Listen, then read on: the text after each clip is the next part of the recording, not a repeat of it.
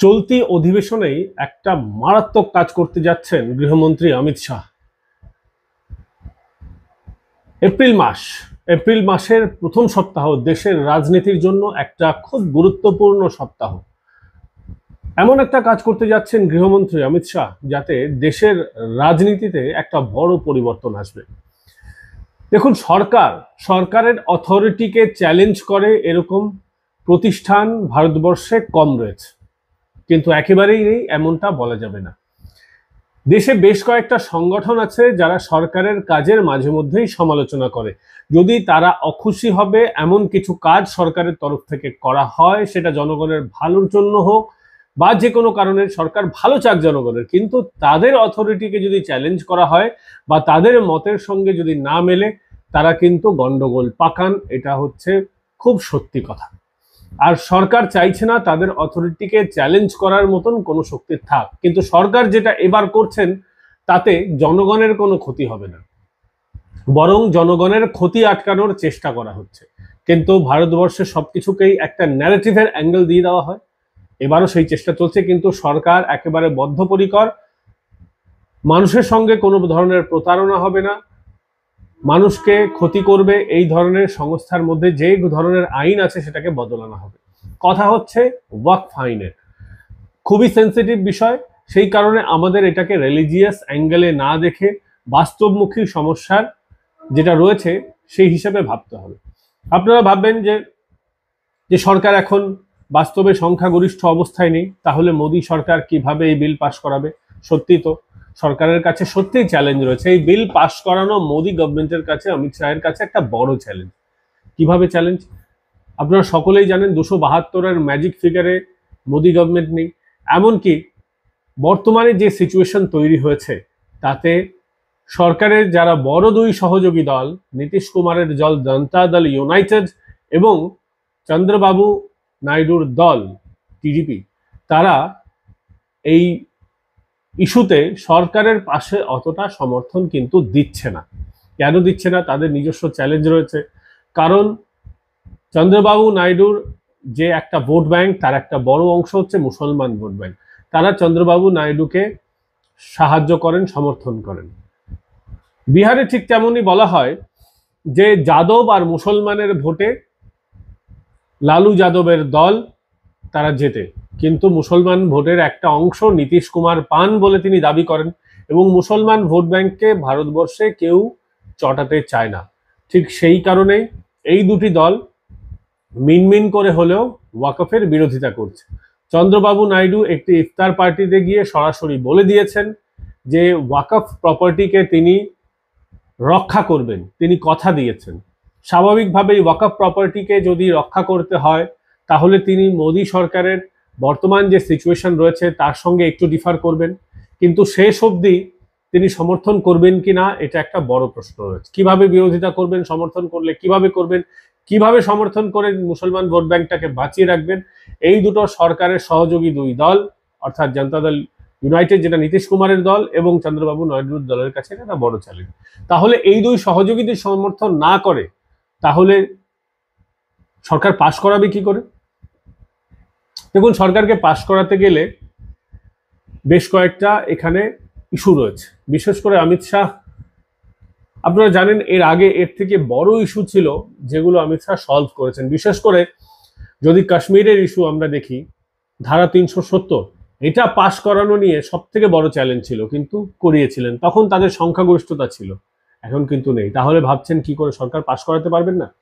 অমিত শাহ স্পষ্টভাবে বলেছেন যে এই সপ্তাহে তিনি এই ওয়াকফ সংশোধনী বিল সংসদে টেবল করবেন, মানে সংসদে পাশ করানোর জন্য আনা হবে। সংসদে পাশ করাতে তিনি পারবেন না এমন বিন্দুমাত্র সন্দেহ থাকলে তিনি কিন্তু আনবেন না। তিনি যখন আসছেন তার মানে কিছু একটা বিষয় হচ্ছে। তাহলে দেখুন, সরকার পাশ করাবে কি করে? আগে বুঝতে হবে যে এখানে খেলাটা কি চলছে। খেলাটা খুব ইন্টারেস্টিং। দেখুন, সবার প্রথমে আমি মনে করি যে এই যে সংশোধনগুলো হচ্ছে সেই সংশোধনের আসল বিষয়টা বুঝতে হবে আপনাদের, কারণ ব্যাপক ডিসইনফরমেশন ক্যাম্পেইন চলছে। দেখুন, সেন্সিটিভ ইস্যু, পশ্চিমবঙ্গের বেশ কয়েকটা প্রান্ত চলছে। এই সময় আমাদের এমন কোনো মিস ইনফরমেশন দেওয়া উচিত না যাতে সমাজে সমস্যা হয়। এবং সরকারের স্পষ্ট উদ্দেশ্য হচ্ছে যে যেভাবে ওয়াকফ বোর্ড তাজমহলকে নিজেদের বলে ঘোষণা করেছে, দেখা যাচ্ছে যে হাইকোর্টের যে প্রপার্টি রয়েছে তাকে নিজেদের বলে ঘোষণা করেছে। তামিলনাড়ুতে শতাধিক বছর পুরনো মন্দির 3টে গ্রামকে নিজের বলে ঘোষণা করেছে। এর ফলে কিন্তু সমাজে একটা বড় ডিসপুট দেখা গেছে, এবং ডিসপুটটা হচ্ছে, একটা ডেটা আমি পেয়েছি তাতে বলা হচ্ছে 10 বছরে 30% জাম্প এসেছে। মানে 10 বছরে গোটা যে ওয়াকফ সিস্টেম রয়েছে তাতে যে সম্পদ এসেছে তাতে 30% বৃদ্ধি পেয়েছে। এবং একটা বড় কারণ হচ্ছে ডিসপুট, মানে সঠিকভাবে ওয়াকফ করা হয়নি। আমার জমি নয়, আমি অন্যের জমি দান করে দিয়েছি, বা আমাদের শরিকি জমি আমার অংশটা ছেড়েও আমি অন্যের অংশ দান করে দিয়েছি, বা ওয়াকফ অন্যভাবে কোনো অংশকে নিজেদের বলে একটা নোটিশ জারি করে দিয়েছে। এই ধরনের সমস্যা দেখা দিয়েছে, যাতে সমাজে বিভেদটা সৃষ্টি হয়েছে। সরকার চাইছে, ভারতবর্ষের আইন বলে আপনি কোনো কিছু যদি দাবি করেন তাহলে আপনাকে প্রমাণ করার আপনার উপরে দায় বর্তায়, যে আপনি যদি বলেন এই জমি আমার, তাহলে আপনাকে দায় করতে হবে। আপনি হঠাৎ করে এসে আমার বাড়িকে আপনার বললেন, তাহলে আমার কিন্তু দায় থাকে না। যিনি অভিযোগ করছেন, যিনি জারি করছেন নোটিশ, তাকে দায় করতে হবে। সরকার এই ধরনের চেঞ্জেসটাই আনছে। মূল উদ্দেশ্য হচ্ছে ওয়াকফের, যদি কোনো ব্যক্তি ওয়াকফকে কোনো জমি দান করে দেয়, তাহলে ওয়াকফকে সেই জমিটাকে নিজেদের বলে প্রমাণ করতে হবে, বা কোনো ধরনের ঝামেলা যদি দেখা দেয় তাহলে ওয়াকফকে প্রমাণ করতে হবে। কোনো সাধারণ নিরীহ মানুষের, সে যে ধর্মেরই হন না কেন, তাদের সাথে যেন কোনো অন্যায় না হয়, এটা হচ্ছে সরকারের প্রথম উদ্দেশ্য। এবং সেই কারণেই 40টা অ্যামেন্ডমেন্ট করা হচ্ছে। কোনোভাবে কোনো মসজিদের প্রপার্টি, কোনো এগুলো কেড়ে নেবার পরিকল্পনা সরকারের নেই। এ তো গেল রাজনীতির কথা, অ্যামেন্ডমেন্টের কথা। এখানে নীতিশ আর চন্দ্রবাবু নাইডু যদি বিরোধিতা করেন, তাদের কাছে অপশন কি থাকছে? দেখুন, চন্দ্রবাবু নাইডু সেই মানুষ যিনি এর আগেও এনডিএতে ছিলেন, এনডিএ থেকে সরে গেছেন। এর আগেও তিনি প্রধানমন্ত্রী নরেন্দ্র মোদীর সঙ্গে ছিলেন, সরে গেছেন। উনি মাঝে মধ্যেই পল্টি মারেন। তার যদি মনে হয় বিন্দুমাত্র তার যদি সমস্যা দেখা দেয়, তিনি পল্টি মারবেন। কিন্তু বর্তমানে তার অবস্থা কি রয়েছে দেখুন। বর্তমানে চন্দ্রবাবু নাইডু, আপনাদের মনে থাকবে 2019 সালের লোকসভা ইলেকশনের সময় কলকাতার ময়দানে, যেটাকে আমরা ব্রিগেডের মাঠ বলি, সেখানে মমতা বন্দ্যোপাধ্যায়ের সঙ্গে দুহাত তুলে একসঙ্গে একটা জোট গড়ার চেষ্টা করলেন, ভয়ঙ্করভাবে হারলেন। তিনি বুঝে গেছেন যে এনডিএর সঙ্গ ত্যাগ করে বর্তমানে তার কোনো রাজনৈতিক অভিসন্ধি, রাজনৈতিক প্রত্যাশা পূরণ হবে না। সেই কারণেই তিনি বাধ্য হয়ে কার্যত নরেন্দ্র মোদীর সঙ্গে এসেছেন, এবং 240 আসনের পরেও বিশেষ ট্যাফু করছেন না, কারণ জানেন যে 240 আসন পাওয়ার পিছনে বিজেপির মধ্যে কিভাবে অন্তর্ঘাত কাজ করেছিল, তার জন্য এই ঘটনাটা ঘটেছিল। না হলে আজকে বিজেপি 300-র কাছাকাছি থাকতো, 400 পার হতো না, 300-র কাছাকাছি অবশ্যই থাকতো। তারপরেও ইলেকশনের পরে, লোকসভা ইলেকশনের পর যে কটা বিধানসভা ইলেকশন হয়েছে, তাতে কংগ্রেস আশানুরূপ ফল করেনি, আঞ্চলিক রাজনৈতিক দলগুলিও আশানুরূপ ফল করেনি। মোদী শাহের রথ ঝোড়ো গতিতে এগিয়ে যাচ্ছে। স্বাভাবিকভাবেই তিনি ট্যাফু করছেন। তার কাছে একটা অপশন, তিনি সেদিন না এসে চুপচাপ নীরব বিরোধিতা করবেন, অথবা এসে চুপচাপ ক্রস ভোটিং এর মাধ্যমে মোদী শাহকে সমর্থন করবেন, এনডিএকেই সমর্থন করবেন। এবার আসি পল্টুরাম নীতিশ কুমারের দিকে। যতদিন না নীতিশ কুমারের বিহারে ভোট ডিক্লেয়ার হয়ে যাচ্ছে, ততদিন বাধ্য হয়ে তিনি সরকারের সঙ্গে থাকবেন, কারণ ফান্ডের ব্যাপার আছে। স্পেশাল প্যাকেজ বিজেপি বিহারকে অ্যালট করছে, যতদিন না মডেল কোড অফ কন্ডাক্ট চালু হচ্ছে, পল্টুরামের আপাতত পল্টি মারার আশঙ্কা কম। স্বাভাবিকভাবেই তাদের মিনমিন করে হলো সরকারকে সমর্থন করতেই হবে, না করে উপায় নেই। এবার আসি অন্য দলগুলি। আমি তো মনে করি প্রত্যেক রাষ্ট্রবাদী যারা মানুষ, সাংসদ আছেন, যাদের বাস্তবটা বোঝেন, রেশনাল মাইন্ড নিয়ে চিন্তা করেন, প্রত্যেককে এই বিল সমর্থন করা উচিত, কারণ এই বিলটা রাষ্ট্রহিতের আওতায় রয়েছে। সকলেই আমরা জানি কিভাবে ওয়াকফ বোর্ডের মধ্যেকার মানুষগুলো ওয়াকফের সম্পত্তিগুলোকে নীরবে কোথায় কোথায় বিক্রি করে দিয়েছেন। কতগুলো ডিসপুট আছে, কলকাতাতেই ডিসপুট রয়েছে, সেই ডিসপুটগুলো কিন্তু ওয়াকফ বোর্ড সমাধান করেনি। বহু জায়গায় ওয়াকফের সম্পত্তি দখল হয়ে গেছে, এটাও ঠিক। ওয়াকফ করা হয়েছে, ওয়াকফের সম্পত্তি, প্রপার ওয়াকফের সম্পত্তি, সেইগুলো দখল হয়ে গেছে, কিন্তু সেই দখল মুক্ত করার জন্য ওয়াকফ বোর্ডের কি ভূমিকা রয়েছে, আদৌ কি রয়েছে, সেটা কিন্তু সন্দেহের আওতায়। ওয়াকফ বোর্ডের মাথায় ওয়াকফ বোর্ডের কোন কোন নেতাদের সঙ্গে কোথায় সাঁঠগাঁঠ আছে, আপনারা পুরনো ইতিহাস ঘেটে দেখুন, পুরনো নিউজ ঘেটে দেখুন, বুঝতে পারবেন ওয়াকফ বোর্ডের মাথায় যারা রয়েছে তাদের একটা বড় অংশ দুর্নীতিগ্রস্ত। প্রকৃত ওয়াকফ সম্পত্তি, যেটা গরিব মুসলমানদের কাজে লাগানোর কথা ছিল, চ্যারিটেবল কাজে লাগানোর কথা ছিল, কিচ্ছুটি করা হচ্ছে না। জমি জাস্ট ফেলে রাখা হয়েছে, পরে সেই জমিতে বিল্ডিং উঠে যাচ্ছে, পরে সেই জমিতে অবৈধ দখলদার বসে যাচ্ছে। অ্যাকচুয়ালি মানুষের উপকারে লাগার কথা, ধর্মের রাস্তায় কাজে লাগানোর কথা, ধর্মের রাস্তায় গরিব মানুষকে কাজে লাগানোর কথা, সেগুলো করা হচ্ছে না। জাস্ট একটা মিসম্যানেজমেন্ট হচ্ছে ওয়াকফের, এটা আমরা প্রায় সকলেই জানি। এক, দ্বিতীয় হচ্ছে এই ওয়াকফের আড়ালে বেশ কয়েকজন পশ্চিমবঙ্গের নেতাদের আপনারা দেখেছেন যারা বলছেন ইডেন গার্ডেন ওয়াকফের সম্পত্তি, কলকাতার অমুক জায়গা ওয়াকফের সম্পত্তি, কোন দিন আমার আপনার বাড়িকেও তারা বলবেন এটাও ওয়াকফের সম্পত্তি। এইগুলো উস্কানিমূলক মন্তব্য ছাড়া আর কিছু নয়। কিন্তু ভোট ব্যাংকের তাগিদে সরকারকে অনেক সময় চুপ থাকতে হয়। মুখ্যমন্ত্রী মমতা বন্দ্যোপাধ্যায় ভোট ব্যাংকের লোভে চুপ থাকতে হয় তাকে। মুসলমান ভোট এখন কার্যত তার বাধ্যতায় পরিণত হয়েছে। জানেন হিন্দু ভোটের একটা বড় অংশ সরে গেছে। মুসলমান ভোট যদি না থাকে, সরে যায়, তিনি সরকারে থাকবেন না। স্বাভাবিকভাবেই রাজধর্ম পালন করা থেকে তাকেও বিরত থাকতে হচ্ছে, তাকেও ঢোক গিলতে হচ্ছে তাদের কাছে। এই অথরিটেরিয়ান পলিটিক্সটাকেই বন্ধ করার দরকার আছে। এই ব্ল্যাকমেলিং পলিটিক্স, মমতা বন্দ্যোপাধ্যায় এখন বুঝতে পারছেন কিভাবে তাকে ব্ল্যাকমেল করা হচ্ছে। আর আপনারা তো জানেন মোদী শাহ এই ব্ল্যাকমেল পলিটিক্স তারা পছন্দ করেন না। এই ব্ল্যাকমেলিং পলিটিক্স বন্ধ করার জন্যই এই অ্যামেন্ডমেন্টগুলো কিন্তু আনা হচ্ছে। বর্তমানে আপনারা জেনে অবাক হবেন 8,54,000 ওয়াকফ প্রপার্টি রয়েছে। আপনারা কি ভাবছেন কোনো একটা ওয়াকফ বোর্ড মানে কোনো একটা ওয়াকফ বোর্ড? না, দেশে 30-32 রকমের ওয়াকফ বোর্ড আছে। এক একটা রাজ্যে নিজস্ব ওয়াকফ বোর্ড আছে, সেখানেও শিয়া ওয়াকফ বোর্ড আছে, আবার সুন্নি ওয়াকফ বোর্ড আছে। আর এদের উপরে কারা রয়েছে? এদের উপরে রয়েছে সেন্ট্রাল ওয়াকফ বোর্ড। আর এই ওয়াকফ বোর্ডের মধ্যে যদি কেউ যদি মনে করেন আপনার সম্পত্তি দান করে দিলেন, আপনাকেই ওয়াকফ বোর্ডে গিয়ে প্রমাণ করতে হবে, এবং ওয়াকফ বোর্ডের উকিলি ভাড়া নিতে হবে, এবং ওয়াকফ বোর্ড যেটা বলে দেবে সেটাই হবে।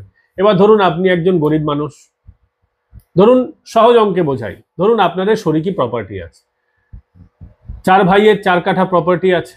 এক ভাই কি করলো, নিজের প্রপার্টি সহ আরো কিছুটা অংশ, ধরুন আরেক ভাইয়ের প্রায় অর্ধেক সম্পত্তি ওয়াকফ করে দিল। ওয়াকফ বোর্ড এসে নোটিশ চিপকে দিয়ে গেল। যে ভাইটা মনে করছে যে তার সঙ্গে অন্যায় হয়েছে, তাকে গিয়ে ওয়াকফ বোর্ডে গিয়ে প্রমাণ করতে হবে। এবং বেশিরভাগ সময় দেখা যায় যে ওয়াকফের রায় মানুষের পছন্দ মতো হয় না। এবার আপনি সেটাকে চ্যালেঞ্জ করতে কোথায় যাবেন? বছরের পর বছর এই মানে জমি জায়গার যে ঝঞ্ঝাটগুলো, এগুলো আপনারা সকলেই জানেন যে দাদুর কেস নাতিকে লড়তে হয়। খুব সহজে এর সমাধান হয় না। 10 বছর, 20 বছর, 25 বছর পর্যন্ত লেগে যায় জমি এই ঝামেলাগুলো সমাধান করা। এই জায়গায় যদি সরকার আজকে একটা সুস্থ সমাধান যদি নিয়ে আসতে চায়, তাহলে সমস্যাটা কোথায়? সমস্যাটা হচ্ছে রাজনীতির।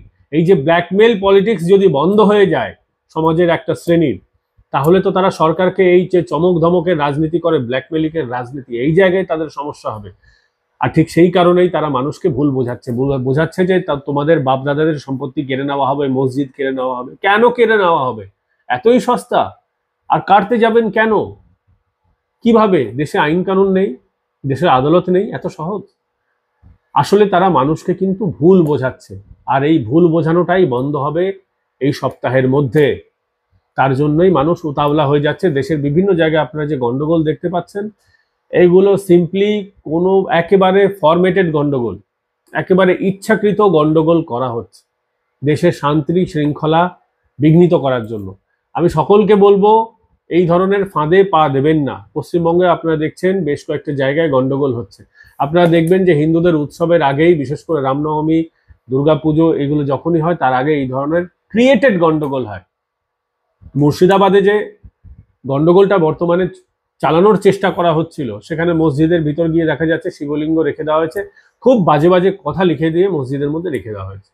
যিনি লিখে গেছেন তিনি তো একটা উদ্দেশ্য নিয়ে রেখে গেছেন, তিনি তো ঝামেলা পাকাবার জন্য রেখে গেছেন। আর যখন গন্ডগোলটা হবে, হিন্দুদের রক্ত ঝরবে না? পাল্টা যদি রিয়াকশন হয়, মুসলমানের রক্ত ঝরবে না? প্রত্যেকে কিন্তু এই দেশের নাগরিক, বুঝতে হবে। কিন্তু যুদ্ধ হলে সকলের ক্ষতি হয়, তাই যুদ্ধ দিয়ে কোনো সমস্যার সমাধান হবে না। এই তো গেল নীতি কথা, কিন্তু বাস্তব পরিস্থিতি আপনাকে বুঝতে হবে। সরকার এই অথরিটারিয়ান পলিটিক্সটাকে ধামাচাপা দেওয়ার জন্যই সরকার একটা সুস্থ সমাধান, রফাসূত্র আনার চেষ্টা করছে, আর সেখানে ধর্মীয় উস্কানি দেওয়া হচ্ছে। বেশ কয়েকটা সামাজিক মাধ্যমে ভিডিও ছবি ভাইরাল করা হচ্ছে যেখানে ধর্মীয় উস্কানি রয়েছে। আপনি বিরোধিতা করছেন ওয়াকফ অ্যামেন্ডমেন্ট বিলের, করতেই পারেন, সরকার বিরোধিতা করার সুযোগ দিচ্ছে, গণতন্ত্রে বিরোধিতা করার সুযোগ আছে। দেশে কোনো এমার্জেন্সি নেই যেখানে আপনি বিরোধিতা করতে পারবেন না। কিন্তু ধর্মীয় স্লোগানকে কাজে লাগিয়ে সমাজে যে বিশৃঙ্খলা সৃষ্টি করার চেষ্টা হচ্ছে, এগুলো অবশ্যই বন্ধ করা দরকার। আর এখানে রাজ্য সরকারগুলোরও কর্তব্য রয়েছে এই ঝামেলাগুলো যাতে বন্ধ হয়। দেশে কোনো ধরনের যদি অশান্তি হয় তাহলে স্টেট গভর্নমেন্টের দায়িত্ব আছে, রাজ্য সরকারের দায়িত্ব আছে। বর্তমানে আপনারা ভেবে অবাক হবেন, অনেকেই জানেন যে ওয়াকফ বোর্ড তৃতীয় সর্ববৃহৎ জমির অধিকারী এই ভারতবর্ষে, অথচ 200 কোটি টাকাও রেভিনিউ জেনারেট হয় না। আপনি যদি রেভিনিউ জেনারেট না করেন তাহলে আপনি আপনার, যাদের জন্য এই ওয়াকফ সমস্যাটা আজকে সৃষ্টি করেছেন যারা, তারা কি এটা কখনো ভাবছেন না যে আপনারা রেভিনিউ জেনারেট না করলে যে উদ্দেশ্যে এই ওয়াকফটা করা হয়, গরিব মুসলিমদের, গরিব মানুষের, ধর্ম জাতি বর্ণ নিরপেক্ষভাবে গরিব মানুষের উপকার করার জন্য, তাদের কি উপকার করতে পারছেন? সরকার এই জায়গাটাই সমাধান সূত্র আনার চেষ্টা করছে, যাতে এই তৃতীয় বৃহৎ জমির মালিক সংস্থা যাতে সাধারণ গরিব মানুষের উপকারে লাগে। কিন্তু তাতে কিছু মানুষের অথরিটি চ্যালেঞ্জের মুখে আসছে, কিছু মানুষের মনে হচ্ছে যে তারা যে ব্ল্যাকমেল পলিটিক্সটা করছেন সেটা আর বন্ধ হয়ে যাবে, তাদের দোকান বন্ধ হয়ে যাবে ব্ল্যাকমেলিং পলিটিক্সের, আর ঠিক সেই কারণেই তারা বিরোধিতা করছেন। খুব সহজ সরল অঙ্ক, আর সাধারণ মানুষকে বোকা বানানো হচ্ছে। যারা ওয়াকফ বিলের বিরোধিতা করছেন, আপনারা হিন্দু মুসলমান উভয় সম্প্রদায়ের কাছে আমি আবেদন করছি, ঠান্ডা মাথায় আপনারা ভেবে দেখবেন, যারা ওয়াকফ বিলের বিরোধিতা করছেন, সরকার যে জেপিসিতে যে চেঞ্জেসগুলো, যে অ্যামেন্ডমেন্টগুলো যেগুলো বলছে, যেগুলো সরকার সংশোধন আনার চেষ্টা করছে, তারা কি বোঝাচ্ছে? ধর্মীয় অ্যাঙ্গেলের বাইরে তারা কি কোনো কথা বলছে? তারা কি বলছে সরকার কি জায়গায় সংশোধন আনার চেষ্টা করছে? যারা বিরোধিতা করছেন, সুস্থ বিরোধিতা করছেন, সরকার কোন কোন জায়গায় বিরোধিতা আনার চেষ্টা করছেন, এটা যদি সাধারণ মুসলিম জনগণকে বোঝানোর চেষ্টা করা হয় তাহলে কিন্তু দাঙ্গাটা বাঁধবে না। শুধু বোঝানো হচ্ছে কি? শুধু বোঝানো হচ্ছে আপনার বাপ ঠাকুরদার জমি কেড়ে নেবে, আপনার মসজিদ কেড়ে নেবে, রীতিমতো সাম্প্রদায়িক উস্কানি দেওয়া হচ্ছে। কয়েক মাস আগে কলকাতায় একটা বড় সভা করা হয়েছিল, সেই সভা থেকেও এই ধরনের বক্তব্যই দেওয়া হয়েছিল। সরকার জেপিসিতে কি সংশোধন আনার চেষ্টা করছে, সরকার কি ধরনের সংশোধন চাইছে, সেটা কিন্তু মানুষকে বোঝানো হচ্ছে না, নির্দিষ্ট উদ্দেশ্য প্রণোদিত ভাবেই বোঝানো হচ্ছে না। এটা কিন্তু যারা আমরা সমাজে বাস করি, হিন্দু মুসলমান উভয়কে বুঝতে হবে যে ব্ল্যাকমেলিং পলিটিক্সের দিন কিন্তু শেষ। মানুষকে সঠিকভাবে বোঝাতে হবে। দেখুন, মানুষ যদি উপকৃত হয়, মানুষ যদি এদের কাছে না আসে, তাহলে এদের দোকানটা বন্ধ হয়ে যাবে, আর এই দোকানটা বন্ধ হয়ে যাবে বলেই তারা কিন্তু আজকে এই সমস্যা করছে। আপনাদের এই বিষয়ে কি মতামত আমাদের কমেন্ট করে জানান। ভিডিওটা ভালো লাগলে লাইক, শেয়ার এন্ড সাবস্ক্রাইব করতে ভুলবেন না। আর যাওয়ার আগে একটা তথ্য আপনাদের দিয়ে যাই। আজকে এই সংশোধনের কথা বলা হচ্ছে না, এই সংশোধন প্রথমবার হচ্ছে এমনটা নয়। 1913 সালে ইংরেজ আমলে প্রথমবার একটা স্ট্রাকচার্ড ওয়াকফ কমিটি তৈরি হয়েছিল, ওয়াকফ বোর্ড তৈরি হয়েছিল। তারপর ওয়াকফ বোর্ড 1923 সালে আবার সংশোধন হয়। 1954 সালে বড় রকমের সংশোধন হয় স্বাধীন ভারতবর্ষে। এই 1954 সালে আমাদের চাচা নেহরুর আমলে এই প্রথম যে স্ট্রাকচার দেখছেন, প্রথম ঝামেলার সূত্রপাত সেদিনকে হয়, যেখানে হিন্দুদের জন্য কোনো বোর্ড তৈরি করা হয়নি। হিন্দুরা যদি দান করতে চায় সরাসরি কোনো রকম কমিটি করা হয়নি। শিখদের জন্য কোনো রকম কমিউনিটিদের জন্য কোনো রকম কিছু করা হয়নি, যদিও তাদের গুরুদ্বারা প্রবন্ধন কমিটি আছে, সেটা তাদের নিজস্ব, কিন্তু সরকারিভাবে এরকম কোনো বোর্ড করা দেওয়া হয়নি। জৈন ধর্মের জন্য কোনো বোর্ড করা দেওয়া হয়নি। এই যে তোষণের রাজনীতি আমরা বলি, সেই 1954 সালে প্রথম এর বীজটা বপন করেছিলেন চাচা নেহরু। সেদিন তিনি প্রথম এই ব্ল্যাকমেলিং পলিটিক্সটার জন্ম দিয়েছিলেন। তারপরে 1995 সালে বড় রকমের সংশোধন হয়, যেখানে ওয়াকফ বোর্ডকে পুরো রকমের ছাড় দিয়ে দেওয়া হয়। যার খুশি জমিকে আপনি নিজের বলে দাবি করতে পারেন, যার জন্য তারা তাজমহলকেও নিজের জমি বলে দাবি করতে পারে। লাল কেল্লাকে নিজের বলে দাবি করতে পারে। যে কোনো এসআই প্রপার্টি ইসলামিক শাসকদের ছিল, সেটাকেই তারা যে কোনো সময় নিজেদের বলে হঠাৎ করে দাবি করে বসে, মাঝে মধ্যেই করে। আর 10 বছরে 30% জমি ওয়াকফ হয়েছে বেশি, 30% ঊর্ধ্বমুখী হয়েছে 4টা, এবং তার মধ্যে একটা বড় অংশ ডিসপুটেড রয়েছে। চাষের জমি ওয়াকফ বলে ঘোষণা করে দেওয়া হয়েছে, মন্দির, হিন্দুদের মন্দির ওয়াকফ বলে দাবি করা হয়েছে। পরে যখন সমস্যা দেখা দিয়েছে, কোর্টে যাওয়া হয়েছে, স্থানীয় প্রশাসনের কাছে যাওয়া হয়েছে, জেলা শাসকের কাছে যাওয়া হয়েছে, তারপর বিষয়টা ধামাচাপা। স্কুল কলেজ, বহু স্কুল কলেজ আছে যার জমিকে বলা হয়েছে অমুক নবাবের জমি ছিল, এটা ভাই ওয়াকফের প্রপার্টি। কোনো হিস্টোরিক্যাল লিঙ্ক যদি পাওয়া যায় ইসলামিক শাসকের, সেই জমিকে নিজেদের বলে দাবি করতে বিন্দুমাত্র সময় অপেক্ষা করে না ওয়াকফ কমিটি, এই ওয়াকফ বোর্ড, যার জন্যই এত সমস্যার সূত্রপাত। দেশে একটা আইন আছে যেটা বলছে 1947-এর পর রিলিজিয়াস প্রপার্টি অ্যাক্ট, যেটা যে ধর্মীয় কাঠামো যেমন আছে তার স্বরূপ চেঞ্জ করা যাবে না। মানে মন্দির মন্দির থাকবে, মন্দিরকে মসজিদ করা যাবে না, মসজিদকে মন্দির করা যাবে না। তাহলে এই ধরনের কেন কোনো আইন নেই যেখানে শিক্ষা প্রতিষ্ঠানের ক্যারেক্টার চেঞ্জ করা যাবে না, ওয়াকফ নিজেদের বলে দাবি করে দেবে? 10 পুস্ত আগে যদি মুসলমান কোনো ব্যক্তি যদি থেকে থাকে জমি, পরে সেখানে হিন্দুকে বিক্রি করে দেওয়া হয়েছে, তারপর তার বর্তমান প্রজন্ম বলবে 10 পুরুষ আগে আমার অমুক ঠাকুরদার জমি ছিল, আমি ওয়াকফ করে দিলাম, কেন এটা হবে? দেখা হবে না যে সেটা সঠিকভাবে সেল হয়েছিল কিনা, পরবর্তীকালে কি সমস্যা হয়েছিল, কিচ্ছু দেখা হয় না। ওয়াকফ নিজেদের বলে নোটিশ ইস্যু করে দেয়, তারপরে আপনি যদি প্রমাণ করতে পারলেন ভালো, নালে সেই জমি ওয়াকফ ঘোষণা করে দিল, ঘোষণা করেই খালাস। আপনাকে বের করে দিতে পারলে ভালো, না বের করলে আপনি থাকুন, মনের মধ্যে আশঙ্কা নিয়ে বাঁচুন যে কালকেই আমাকে খালি করে দিতে হবে, বা 50 বছর পর ক্ষমতায় আসলে খালি করে দেবেন। এই ল্যান্ড মাফিয়াগিরি বন্ধ করার জন্যই এই বিলটা আসছে, এবং এই সপ্তাহেই এই অথরিটারিয়ান পলিটিক্স, এই ব্ল্যাকমেলিং পলিটিক্স সমস্যার কিছুটা হলেও সমাধান করার চেষ্টা করছেন প্রধানমন্ত্রী নরেন্দ্র মোদী এবং গৃহমন্ত্রী অমিত শাহ। এ বিষয়ে আপনাদের কি মতামত কমেন্ট করে জানান। ভিডিওটা এখানেই শেষ করছি। ভালো লাগলে লাইক, শেয়ার, সাবস্ক্রাইব করতে ভুলবেন না। দেখা হবে পরবর্তী পর্বে। ভালো থাকবেন।